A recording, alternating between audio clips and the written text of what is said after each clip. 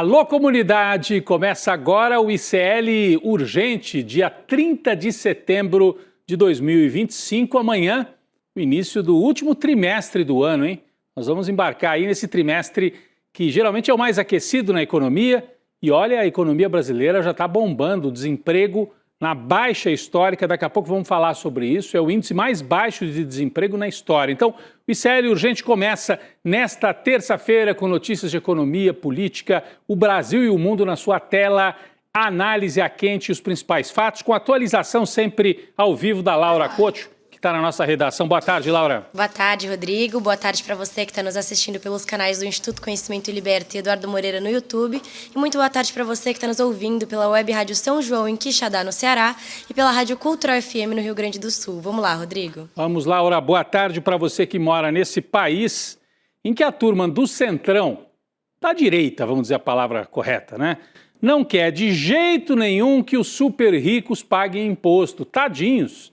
Vão ter que pagar imposto? Não. Parece que a turma do Ciro Nogueira, do Arthur Lira, do Hugo Mota, do Antônio Rueda, essa turma não aprendeu nada com o caso da PEC da blindagem. E agora estão falando de novo em blindar, mas em vez de blindar os próprios políticos, e aquilo pegou muito mal, depois sofreram uma derrota, uma humilhação no Senado, agora querem blindar os ricos. Nós vamos explicar já o que está acontecendo. Deve haver a votação esta semana da isenção de imposto de renda para quem ganha até 5 mil e o governo propõe, no lugar, né, desses que pagam até 5 mil, que ficariam isentos, os muito ricos têm que pagar. E aí o Centrão diz, não, coitados, vamos achar alguma alternativa. Rico pagar imposto é muito feio, né? Então, isso, dependendo de como eles fizerem, vai ser mais uma manobra que vai ser derrotada e que vai favorecer, ou pode favorecer o Lula e o Haddad que estão nessa ofensiva para cobrar imposto dos mais ricos. Já vamos falar disso. Notícia de agora, 10 minutos antes da gente entrar no ar, saiu a notícia. O Supremo Tribunal Federal publicou o edital de notificação do deputado Fujão Eduardo Bolsonaro. Está aí na tela, manchete da Agência Brasil. STF publica edital com a denúncia contra Eduardo Bolsonaro, né? Aquela denúncia apresentada contra ele pela Procuradoria-Geral da República por tentativa de coação no processo do pai dele. O documento foi publicado no Diário de Justiça Eletrônico, é o chamado edital, né? Você, em vez de citar a pessoa, você publica e dá conhecimento público através do Diário Oficial da Justiça, nesse caso um diário oficial eletrônico, não é mais no papel, né? Com a publicação, o parlamentar terá o prazo de 15 dias para manifestar ciência sobre esta denúncia. Se o deputado Fujão não se pronunciar, ele pode ser julgado à revelia pelo Supremo. Ontem a gente debatia isso aqui com o Cacai, no ICL Notícias, segunda edição. Ah, mas ele vai ser julgado, pode ser condenado, mas está lá nos Estados Unidos. Não importa. Um dia acaba o mandato do Trump, um dia acaba essa proteção a ele. Se ele for condenado, vai para a lista da Interpol e um dia vai ter que ser mandado para o Brasil para cumprir pena. Eduardo foi denunciado pelo crime de coação, como eu falei, por tentar travar, né, as investigações contra Jair Bolsonaro, tramando, ao lado do governo dos Estados Unidos, planos para obstruir o funcionamento da justiça brasileira, principalmente no caso do pai dele, Jair Bolsonaro. Está feita a citação por via eletrônica, por via de edital, e ele tem 15 dias para se defender. Se não se defender, vira réu de qualquer jeito, né? Deve virar réu de qualquer jeito. Vamos lá, gente, vamos falar do assunto, então, que eu abri aqui o programa falando sobre isso. A isenção do imposto de renda para quem ganha até 5 mil reais não vai passar sem alguma briga ainda. Vai passar, mas não sem alguma briga. Porque é isso que está na manchete de agora do ICL, nosso site. Centrão articula ofensiva para livrar os ricos da taxação do imposto de renda. A votação da isenção está pautada para amanhã. O Hugo Mota já disse que tem consenso para votar. A questão é que o Centrão prepara esta ofensiva para livrar os ricos. A Laura Couto vai explicar os detalhes para a gente. Laura. Rodrigo, o perigo mora nos detalhes. É claro que derrubar de vez a isenção do imposto de renda para quem ganha até R$5.000 seria uma jogada péssima do Centrão, já que o projeto é muito popular. Então, a intenção dos partidos de centro é propor emendas ao texto original para destruir a medida compensatória elaborada pelo Ministério da Fazenda, que é taxar quem ganha mais de R$50.000 por mês. Ou seja, eles querem livrar os ricos e os super ricos, que são a minoria irrisória da população.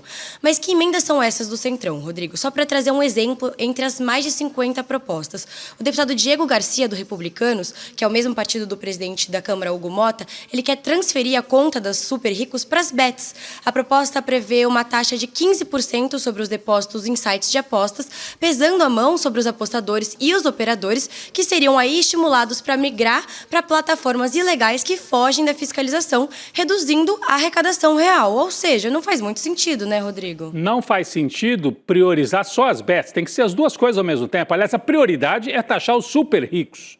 E vocês deveriam taxar as bets também. Mas não taxar as bets para salvar os super ricos. Porque em qualquer país decente do mundo, o rico paga imposto. A proposta do Haddad tem começo, meio e fim. É isentar quem ganha até 5 mil, cobrando mais de quem ganha muito. É o mínimo que eles podem fazer. Mas o Centrão está tentando proteger, mais uma vez, blindar os seus parceiros na Faria Lima e pode pagar um preço político se insistir nessa besteira. Pode pagar. Essa é uma pauta que favorece o Lula. Se forem por aí, vão quebrar a cara de novo, como já quebraram no caso da PEC da blindagem. Bom, o Palácio do Planalto consolidou um posicionamento firme nesta questão. O benefício da isenção até R$5.000 só vai ser realidade se vier acompanhado das medidas compensatórias, ou seja, isenção de imposto de renda só se vier junto com a taxação dos ricos. O governo enfatizou que medida popular, que é isentar R$5.000, só se sustenta com responsabilidade fiscal. Tem que tirar o dinheiro de algum lugar, não pode sair dando benesse sem tirar de algum lugar. É o chamado conflito distributivo. Luta de classes. É tudo a ver, né? Quem é que vai pagar a conta? Então os pobres pagam menos e os ricos vão pagar um pouco mais. O Centrão e o bolsonarismo vão ter que decidir. Ou apoiam as compensações, ou então podem até inviabilizar esse benefício da isenção até R$5.000, que é extremamente popular entre os brasileiros. Bom, vamos falar de mais uma tentativa de manobra da extrema-direita, que parece que está fracassando também. A pauta da anistia para Jair Bolsonaro, para os golpistas, para os generais e para os baderneiros do 8 de janeiro. Continua com um rumo incerto a pauta da anistia no Congresso Nacional. Na Câmara dos Deputados, você acompanhou aí, o Centrão e os bolsonaristas não conseguem chegar num consenso. Aliados de Jair Bolsonaro estão irredutíveis com a ideia de dosimetria, não aceitam isso, porque o Paulinho da Força, aquele deputado amigo do Aécio, do Temer, propôs, em vez de anistiar, vamos fazer uma redução das penas, porque daí o Bolsonaro também indiretamente acaba sendo beneficiado. E a família Bolsonaro diz, não, redução de pena não, queremos anistia total. Né? E aí não passa. E a esquerda não aceita nem a redução de pena, então o Paulinho não tem voto para aprovar a anistia, nessa linha que eles querem aí. No Senado Federal, a proposta alternativa do Davi Alcolumbre parece que está avançando um pouco mais. Laura, conta pra gente esse imbróglio que também está atrapalhando a extrema-direita nesse momento. Rodrigo, justamente isso que você falou. Com essa falta de acordo entre os principais líderes partidários na Câmara, a avaliação é de que o tema não tem condições de ser votado nesse prazo curto, porque isso aumenta o risco de ampliar as tensões políticas ali na casa. Mas é isso, no Senado o movimento é diferente. O senador Davi Alcolumbre, do União Brasil, vem desde o começo articulando com o Rodrigo Pacheco uma formulação de uma saída que substitua a anistia por um projeto de dosimetria.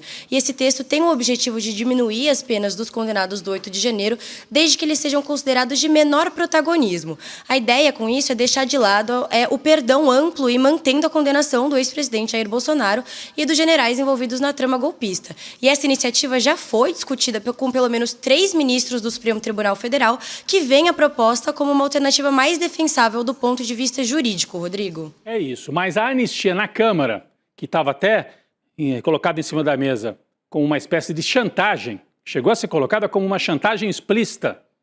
Olha, ou aprova a redução de pena na Câmara, ou o Centrão não vota o imposto de renda, a isenção do imposto de renda. Isso aí está derrotado. Segundo ponto, a ideia do Paulinho de, não, vamos reduzir as penas fazendo um acordo, não tem esse acordo. A direita o bolsonarismo não quer e a esquerda não quer. Então tem 250 deputados aí que não querem e é impopular isso hoje no Brasil. Não é uma pauta que interessa ao brasileiro. Então, a direita, nesse momento, está sem rumo no Brasil.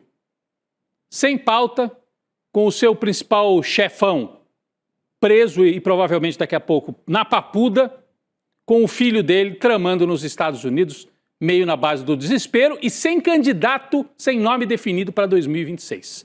Essa é a situação, um desarranjo geral no lado da direita, enquanto o Lula vai recuperando a sua popularidade ao longo das últimas semanas.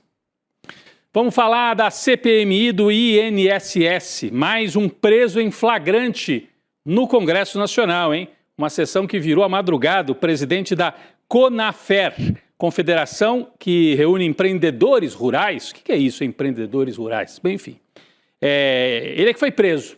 A entidade é suspeita de participar das fraudes com os aposentados. Ele foi acusado de falso testemunho, está aqui na tela, ó. Ele foi acusado de falso testemunho durante a sessão e aí, ordem de prisão. O nome dele, Carlos Roberto Ferreira Lopes.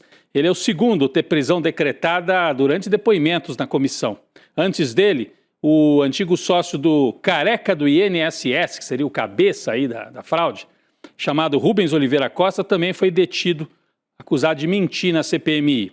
Bom, no caso do Lopes, que foi esse aqui preso hoje, ele negou envolvimento no escândalo, mas afirmou desconhecer os detalhes de operações de empresas ligadas à CONAFER e a voz de prisão acabou sendo anunciada pelo presidente da CPMI, o senador Carlos Viana do Podemos, um bolsonarista daqueles, hein, em Minas Gerais, aproveitando aí para surfar, fazendo essas... Tá achando que é delegado ali, né? Ele que apresentava programa policial em Minas Gerais, antes de ser... Programa desse fim de tarde, antes de ser senador bolsonarista. Vamos conferir o momento da decretação da prisão lá na CPMI. Vamos lá. Em nome dos aposentados, das viúvas, dos órfãos brasileiros, decreto a prisão em flagrante do depoente pelo crime de falso testemunho. Determino à Polícia Legislativa que proceda imediatamente à condução do preso, com todas as garantias constitucionais, comunicando-se à autoridade judicial competente. E afirmo diante do Brasil: o senhor está preso em nome dos aposentados, das viúvas e dos órfãos do nosso Brasil. Quem rouba aposentado, rouba do nosso país, dos brasileiros. E aqui quem mente paga o preço. Peço à Polícia Legislativa que cumpra a determinação. Teatrinho bem montado ou mal montado? O que vocês acharam, hein? Estava com o texto prontinho ali para prender o sujeito. Conteúdo para a campanha eleitoral do ano que vem. Foi isso que o senador preparou aí. Não sei se o sujeito estava mentindo mesmo. Mais uma frase feita, né? Assim, um negócio montadíssimo, virando um teatro assim ali, essa CPMI do INSS. O Lopes, né, que foi preso, pagou fiança, acabou liberado logo em seguida. O valor não foi divulgado. Ou seja, um grande teatro lá na CPMI do INSS. Os bolsonaristas tinham grande esperança de transformar essa CPMI num lugar de grande constrangimento para o governo. Na verdade, tem gente de todas as linhas sendo investigada. Se tiver gente ligada ao governo Lula, tem que ser punida. Aliás, já foi afastado o ministro e tal. Mas essas fraudes começaram nos governos anteriores, principalmente no governo do Bolsonaro. Então, todo mundo que tiver envolvimento tem que ser punido, o dinheiro devolvido para o aposentado, sem teatrinho de senador bolsonarista, como a gente acabou de ver. Mas eles tentam, continuam tentando. Parece que até o presidente Lula, hein, Laura, nos últimos dias, quase virou vítima desses golpistas na área das aposentadorias, é isso? Rodrigo, isso é o que a Polícia Federal está investigando no momento. A suspeita é de que um fraudador tentou transferir a aposentadoria paga ao presidente Lula para um morador do Pará. Mas a movimentação foi vetada pelo INSS, o que evitou prejuízos maiores. Além disso, pessoas com acesso à investigação também afirmaram que o perfil do presidente na plataforma Meu INSS chegou a ser acessado remotamente. E isso só mostra que ninguém estava salvo dessas fraudes, né, Rodrigo? É verdade, quer dizer... Era um esquema grande de fraude e um controle mal feito também, né? Os aposentados muitas vezes não conseguem colocar ali controles. É tudo feito de maneira digital. Pessoas, às vezes, mais velhas têm alguma dificuldade. Qualquer um tem dificuldade, na verdade, com a tecnologia, mas algumas pessoas mais velhas têm mais dificuldade. E os malandros se aproveitam disso com falta de controle por parte dos meios que deveriam fazer esse controle. Vamos falar de boa notícia na economia. Olha só, no Brasil, o desemprego bateu na mínima histórica. Eu me lembro do governo da Dilma, que era considerado emprego pleno emprego, que, aliás, alguns economistas dizem que não há nada mais subversivo no mundo do que pleno emprego, porque tira do capitalista, inclusive, a chance de dizer eu te mando embora. Na verdade, é o empregado que diz, bom, eu vou embora, porque eu tenho outro emprego melhor na outra esquina.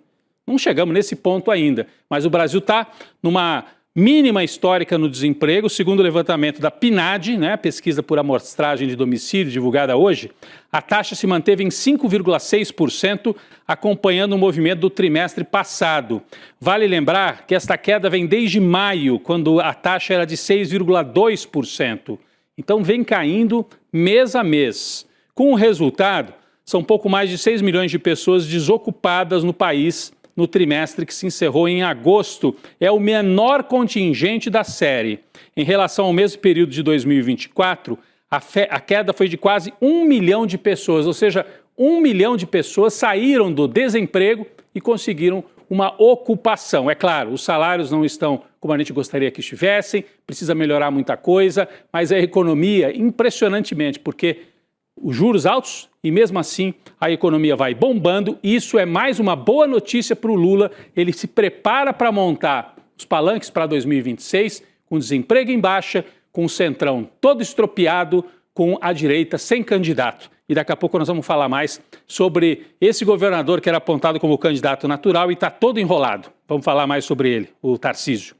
Vamos lá. Pessoal, notícia que a gente vem acompanhando desde o fim de semana, notícia grave de São Paulo, mas que pode se espalhar para outras partes do Brasil. Atenção, hein? Subiu para 5 o número de mortos por intoxicação com metanol no estado de São Paulo. Metanol misturado à bebida alcoólica. A informação foi confirmada pela Secretaria Estadual de Saúde, está aí na nossa manchete. Você tem mais detalhes também lá no nosso site, serienoticias.com.br. No total, já há 22 casos envolvendo contaminação por metanol. 7 confirmados e 15 em investigação. E desse total, nós temos as 5 pessoas que faleceram e casos também de deficiência visual, cegueira, que em muitos casos pode ser irreversível. A informação sobre os casos foi dada hoje numa entrevista coletiva em que, finalmente, o governador Tarcísio resolveu botar a cara nesse caso. Uma coletiva no Palácio dos Bandeirantes, sede do governo paulista. Também participaram da entrevista o governador, além do governador Tarcísio, o secretário da Segurança Pública, Guilherme Derrite. Tarcísio afirmou que criou um gabinete de crise para monitorar a situação e descartou, olha só como ele está tentando se adiantar, e sentiu como esse caso aqui também mostra o descaso do governo Tarcísio com a saúde pública e com a segurança em São Paulo. Ele descartou o envolvimento do PCC nesses casos de falsificação de bebida. Vamos conferir um trecho da entrevista do governador de São Paulo. Vamos lá. Muito tem se especulado sobre, e aí agora tem esse negócio em São Paulo. Tudo que acontece é PCC, né? Se tem especulado sobre a participação do crime organizado nessa adulteração de bebida. Só para deixar claro, não há evidência nenhuma de que haja crime organizado nisso. Os inquéritos que estão abertos e que estão chegando a pessoas que estão trabalhando com adulteração nessas destilarias clandestinas são pessoas que não têm relação com o crime organizado e que não têm relação entre si, né? Então, são pessoas que fraudam rotineiramente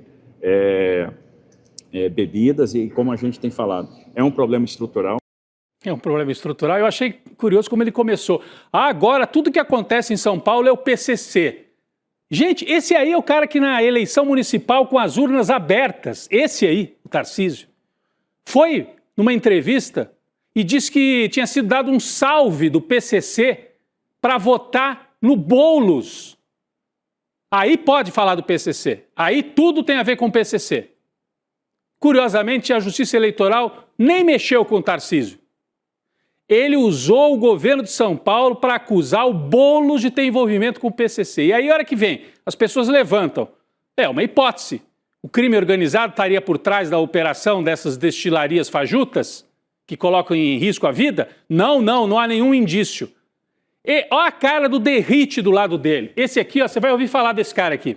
Você que não é de São Paulo. Secretário de Segurança, policial militar.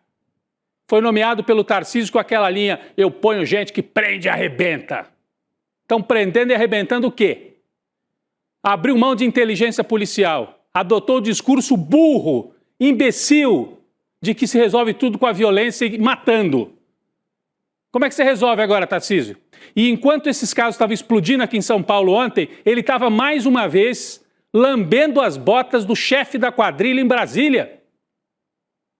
Sentiu, é o famoso sentiu Galvão. Convocou uma coletiva para dizer: não tem nada a ver com o PCC, essas intoxicações com o metanol, não tem nada a ver com o PCC. Por que tão rápido? Por que descartar isso tão rápido, Tarcísio? E a Laura Couto tem mais informações que indicam que há autoridades pensando diferente, não é isso, Laura? Rodrigo, a Polícia Federal abriu uma investigação para apurar a origem do metanol usado para batizar essas bebidas alcoólicas no estado de São Paulo. O ministro da Justiça, Ricardo Lewandowski, disse que a situação é grave e foge dos padrões comuns. E segundo o ministro, o inquérito policial tem o objetivo de verificar a procedência da droga e a rede possível de distribuição, inclusive para outros estados do Brasil. Para o Lewandowski, tudo indica que existe uma distribuição para além do estado de São Paulo. E tem mais, mesmo o Tarcísio tendo dito que o PCC não está envolvido no caso, o diretor da Polícia Federal, o Andrei Rodrigues, afirmou que vai ser investigada, sim, uma possível relação dos casos com o crime organizado. A suspeita da Associação Brasileira de Combate à Falsificação é que o metanol usado para adulterar as bebidas seja o mesmo que vinha sendo importado ilegalmente pelo PCC para adulterar combustíveis, Rodrigo. E para quem não sabe, o metanol é uma substância altamente inflamável, tóxica e de difícil identificação, e o produto é um tipo simples de álcool incolor e com um cheiro parecido ao da bebida alcoólica comum que a gente bebe, né, Rodrigo? É isso, quem bebe, né, Laura? Eu não sei. É isso. Ó, o Ministério da Saúde também está monitorando os casos de intoxicação por metanol no estado de São Paulo. A orientação é que as unidades de saúde, em especial a rede de urgência, sigam protocolo de notificação para casos suspeitos. Os principais sintomas, atenção: visão turva, perda de visão, podendo levar à cegueira, inclusive, e mal-estar generalizado, incluindo náusea, vômito, dores abdominais e suor excessivo. Está aí, ó, o governo estabelece protocolo para casos de intoxicação por metanol. A gente falou do Tarcísio. Enquanto o caldo entornava aqui em São Paulo, com esse caso aí do metanol, o Tarcísio largou tudo mais uma vez, nós mostramos aqui ontem, e foi para Brasília para visitar o golpista Jair Bolsonaro. Temos até a foto, já mostramos essa foto ontem, mas por que eu estou voltando nisso hoje? Porque, de acordo com interlocutores, né, a gente sabe, o governador de São Paulo tratou ali sobre rumos políticos, sobre candidatura a senador, ofereceu o Derrite, aquele que apareceu na coletiva para ser candidato a senador, tentou sondar com o Bolsonaro. E aí, você me apoia, Jair, para ser candidato a presidente? E, enquanto isso, situação fora de controle em São Paulo. Mas, gente, ele fez essa visita num dia em que toda a elite política brasileira que tem responsabilidade estava no Supremo Tribunal Federal para a posse do Fachin. Não pegou nada bem o que o Tarcísio fez mais uma vez. De um lado, abandona São Paulo, não tem compromisso com São Paulo, vai a Brasília e, em vez de ir à posse do Fachin, ele vai dar fazer esse aperto de mão com o condenado, com o chefe da quadrilha, em vez de cuidar das quadrilhas aqui em São Paulo. Por que não foi no STF? Laura, isso gerou mal-estar, inclusive em gente da direita, não é? Exatamente, Rodrigo. O Tarcísio está apanhando de todos os lados. Além de ter pegado mal isso, de largar São Paulo em meio ao caos das mortes pelo metanol, o governador também está sendo alvo de críticas até dos próprios aliados, porque ele estava em Brasília e simplesmente não apareceu para a posse do novo presidente do STF, o Edson Fachin. 2 governadores do campo da direita disseram para o blog do Valdo Cruz, do G1, que o Tarcísio cometeu um erro político ao não comparecer ao evento mais importante de Brasília, sendo que ele estava na capital para se reunir com o ex-presidente Jair Bolsonaro. Um dos governadores que não se identificou disse, abre aspas, o Tarcísio mostrou total falta de independência, faltou a ele o sentimento de um homem público, que não pode misturar as coisas das divergências políticas com a institucionalidade do país. O outro governador de direita, que também não se identificou, disse, abre aspas, depois de fazer críticas duras ao Supremo, ele deveria demonstrar que está aberto ao diálogo comparecendo à posse do Fachin. Ele acaba se isolando assim, Rodrigo. É isso, então críticas inclusive no campo da direita, não estamos falando de críticas pela esquerda, é crítica de gente da direita, achando que, mais uma vez, o Tarcísio tenta agradar todo mundo e não agrada ninguém. não tem apoio da família Bolsonaro até agora e vai se mostrando uma pessoa pouco confiável junto às instituições brasileiras, junto ao povo de São Paulo, e não vai nem na posse do Supremo Tribunal Federal, o novo ministro Fachin, que está propondo aí uma pacificação. Eles não falam tanto de pacificação? Era hora dele estar lá em vez de ficar abraçando o condenado Jair Bolsonaro. Situação complicada, gente, porque tem mais um caso, né, envolvendo aí a imagem do Tarcísio e a crise na segurança pública. Hoje, um suspeito de envolvimento no assassinato daquele delegado Rui Ferraz Fontes. Vocês lembram que caso chocante? O carro dele perseguido, né? Capotou, ele foi assassinado, o delegado que chefiou a Polícia Civil de São Paulo. O homem identificado como Humberto Alberto Gomes, que teria participado da execução, foi morto hoje no Paraná, em São José dos Pinhais, região metropolitana de Curitiba. Segundo a polícia, ele morreu após ter resistido à prisão. A gente conhece esse, né? Resistido à prisão. Tem uma cara de queima de arquivo impressionante. Humberto está ligado a esse caso do delegado Rui Ferraz, porque teve as impressões digitais encontradas numa casa em Mongaguá, que é um município ali pertinho de Praia Grande. O crime foi em Praia Grande. E as impressões digitais desse homem foram encontradas numa casa que teria sido o esconderijo de onde os bandidos saíram para a execução. Tudo isso está sendo investigado. A Polícia Civil pediu a prisão já de 8 pessoas por suspeita de envolvimento na morte do delegado Rui. É um caso gravíssimo que continua sem solução. Vamos para o noticiário internacional. O presidente Donald Trump fez hoje um dos discursos mais assustadores desde o início do seu mandato nos Estados Unidos. A gente tem até a manchete aqui, uma manchete até certo ponto surpreendente. Não, é aquela anterior.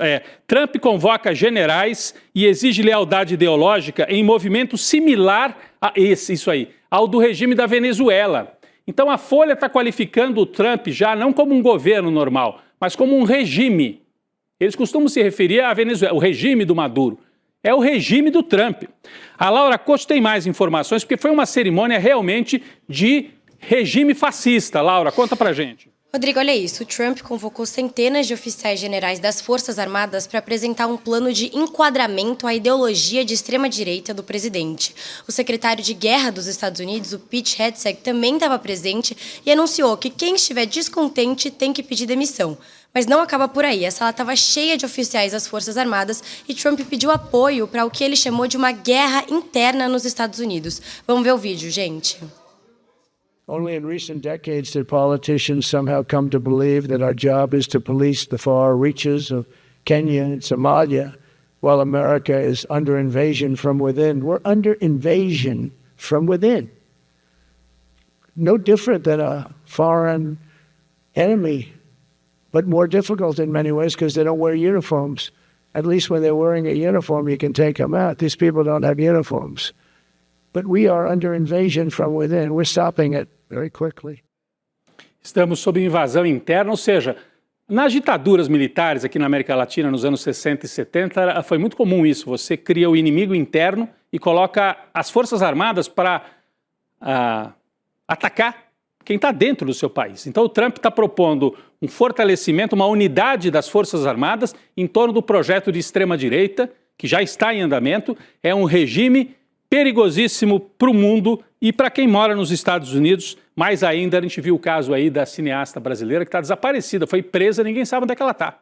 Pessoas são levadas para a cadeia sem o menor controle. Antes do discurso de Trump, o secretário de Guerra dos Estados Unidos também criticou os generais gordos, foi a expressão que ele usou. Olha, é uma vergonha a gente ter general gordo circulando por aqui, né? É a fala do Pete Hegseth. Acho que a gente tem um trechinho também, dá tempo de ver? Vamos ver? The new War Department golden rule is this: do unto your unit as you would have done unto your own child's unit.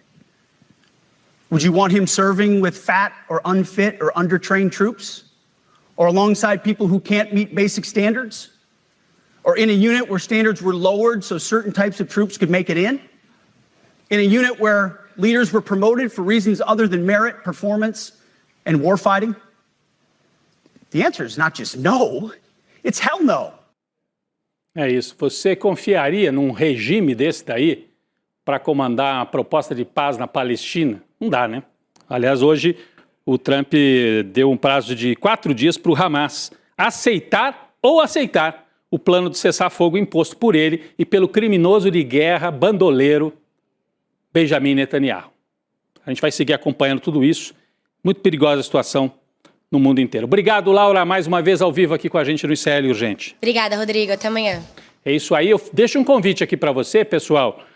Dos mesmos criadores de Vai Pra Cuba, vem aí uma nova superprodução do ICL, superprodução internacional. Tá aí na tela, ó, Vai Pra Argentina, carajo! Você já sabe do que se trata. Eduardo Moreira foi para a Argentina para revelar a verdade por trás dessa fake news, né, que a elite neoliberal brasileira diz. O Milei é um grande exemplo. Exemplo do quê? E aí, esse documentário feito aqui pela equipe do ICL vai ao ar e você vai ter oportunidade de assistir a estreia no dia 9 de outubro, às 8 da noite, na próxima quinta-feira. Não essa dessa semana, na outra semana. Garanta o seu ingresso digitando iclurgente.com.br, iclurgente.com.br, e aí a nossa equipe te avisa na quinta-feira, dia 9 de outubro, para você acompanhar ao vivo esse documentário que vai mostrar como é que está a situação no país lá, governado ou desgovernado pelo Javier Milei. É isso aí, gente. iclurgente.com.br, se inscreva para acompanhar o documentário. Vem aí o N2 com a Gabi Varela, o Chico Sá e toda a nossa equipe. Daqui a pouco eu estou por lá. Valeu! Javier Milei está promovendo um milagre econômico na Argentina. Verdade ou fake news? Se for fake news, tem potencial para ser a maior fake news do planeta, porque Javier Milei está sendo usado como exemplo para vários países que querem impor as mesmas medidas para as suas populações. A gente foi lá investigar e produziu um dos documentários mais necessários dos últimos tempos. Vai para Argentina, carajo! Uma alusão à frase que Javier Milei sempre repete. E no dia 9 de outubro, uma quinta-feira às 8 horas da noite, a gente vai estar junto para descobrir a verdade sobre a Argentina. Você pode ir para qualquer país e fazer qualquer tipo de documentário. Eu não hago apologia da pobreza, hago apologia da sobriedade. Agora, eu disse, vem, eu desafiei, vem aqui, para ver se eu tenho renda ou não.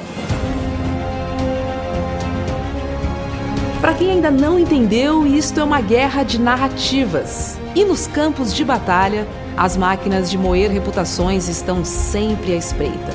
Pouco interessa os meios, interessam apenas os fins. E os fins são muito lucrativos nesta indústria. Veja a importância da resiliência dos colegas que nunca abandonaram esse caso. Então não adianta vocês fazerem campanha contra mim, porque eu vou continuar fazendo meu trabalho como jornalista como eu sempre fiz. E a relação fraterna com as pessoas não entra no PIB. Você tem as condições que você precisa para viver numa comunidade onde um não depende de explorar o outro.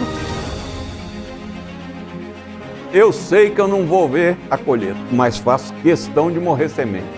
Eu disse uma coisa que eu repito: a morte vai me encontrar lutando. Acho que a gente escolheu bem as pessoas que trabalham com a gente.